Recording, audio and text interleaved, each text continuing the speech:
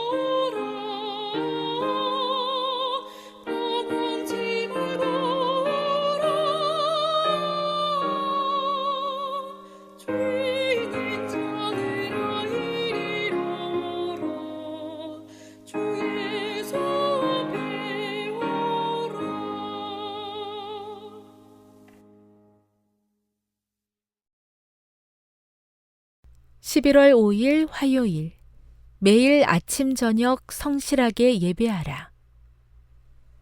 그러므로 누구든지 나의 이 말을 듣고 행하는 자는 그 집을 반석 위에 지은 지혜로운 사람 같으리니. 마태복음 7장 24절.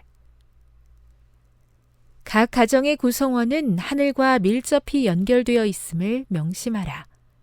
주님은 이 땅에 있는 자기 자녀들의 가정에 특별한 관심을 기울이신다. 천사들이 기도하는 성도들을 위해 향연을 올린다. 그러니 모든 가족은 하나님 앞에서 아침과 저녁 해질 때 우리를 위해 구주의 은혜를 내려달라는 기도를 하늘로 올려야 한다. 아침과 저녁에 하늘은 기도하는 모든 가족을 주목한다. 일하러 집을 나서기 전에 모든 가족이 모여 아버지 또는 아버지가 없을 때는 어머니가 하나님께 그날 하루 가족을 지켜달라고 기도해야 한다. 겸손하게 온유한 마음으로 그대들과 자녀 앞에 놓인 유혹과 위험을 인식하면서 하나님을 찾으라. 믿음으로 자녀를 제단에 동여매고 주님의 보살핌을 구하라. 돕는 천사들이 하나님께 바쳐진 아이들을 인도할 것이다. 가정마다 시간을 정해 아침 저녁으로 예배를 드려야 한다. 아침 식사 전에 부모들이 자녀와 함께 모여 지난밤 동안 보호해 주신 하나님께 감사를 드리고 하루를 위해 도움과 지도를 구해야 마땅하다. 또 저녁에 부모와 자녀가 다시 모여 그날 얻은 은혜에 대해 감사드리는 것이 당연하다. 가족 예배가 환경에 좌우되어서는 안 된다. 기도를 이따금씩 하거나 일이 많은 날이라고 빼먹거나 해서는 안 된다. 그렇게 하면 자녀들은 기도를 대수롭지 않게 여긴다. 기도는 하나님의 자녀에게 매우 중요한 의미가 있다. 따라서 아침과 저녁에 감사의 기도를 하나님 앞에 드려야 한다. 손님들을 편하고 기쁘게 하려다가 하나님께 대한 우리의 의무를 등한히 하지 말자. 어떠한 일이 있어도 기도 시간에 소홀하지 말아야 한다. 기도할 수 없을 만큼 피곤하게 노닥이며 놀지 말라. 이것은 하나님께 불완전한 제물을 바치는 것이다. 이른 저녁 시간에 말짱한 정신으로 느긋하게 기도할 수 있는 시간에 우리는 탄원과 기쁨과 감사의 찬양을 드려야 한다. 그러므로 누구든지 나의 이 말을 듣고 행하는 자는 그 집을 반석 위에 지은 지혜로운 사람 같으리니. 마태복음 7장 24절. 세계 선교를 위한 기도 제목입니다. 파키스탄의 지성배 김영란 선교사 부부의 기도 제목인 파키스탄 삼육대학의 재정 안정과 직원들을 위해서 함께 기도해 주세요. 오늘은 가정예배의 유익에 대하여 9가지의 특징을 나누고자 합니다. 첫째로 가정예배는 세대별 신앙 간증을 제공합니다. 가정예배의 가장 큰 혜택 중에 하나는 신앙을 다음 세대에게 전달할 수 있는 기회를 제공해 주는 것입니다. 또한 우리는 자녀들에게 성경 말씀을 읽고 기도하며 하나님을 찬양하는 법을 가르칠 수 있습니다. 두 번째로 가정예배는 체계화된 제자화를 제공합니다. 자주 드려지는 가정예배는 말씀을 매일 듣고 매일 기도하며 매일 감사하게 함으로써 가족 구성원을 체계적으로 제자화시킬 수 있는 단단한 기초를 제공합니다. 세 번째로 가정예배는 영적 지도자로서의 가정의 위치를 강화시킵니다. 가정예배는 아버지를 가정의 영적 지도자로 존경함으로써 가족의 성경적 구조를 확고히 합니다. 아버지가 자녀들과 아내를 하나님 앞으로 인도하고 그리스도의 복음으로 그들을 제자로 삼을 때 그들은 아버지와 남편을 점차 영적 지도자로 볼 것입니다. 이것은 아버지 혹은 남편의 영적 역할을 강화시키는 혜택이 있습니다. 네 번째로 가정예배는 자녀들이 그리스도 안에서 자라나도록 합니다. 자녀들은 엄마와 아빠를 통해 예배가 단지 안식일에만 드리는 것이 아님을 발견하게 됩니다. 자녀들은 예배가 인간 존재의 핵심이며 가정의 중심이 될 만큼 중요한 것임을 알게 됩니다. 그 결과 우리는 자녀들을 단지 도덕적이며 자신감 있는 사람들로 키울 뿐만이 아니라 삼위일체 하나님을 섬기는 예배자로 자라도록 응원할 수 있습니다. 다섯 번째로 가정 예배는 자녀들이 공적 예배를 드릴 수 있도록 훈련시켜 줍니다. 자녀들이 앉아서 하나님의 말씀을 경청하고 기도를 듣고 찬송을 부르기 때문에 공적인 예배에서 이러한 요소들이 새로운 의미를 가져다 줄 수 있습니다. 여섯 번째로 가정 예배는 품성을 기르게 합니다.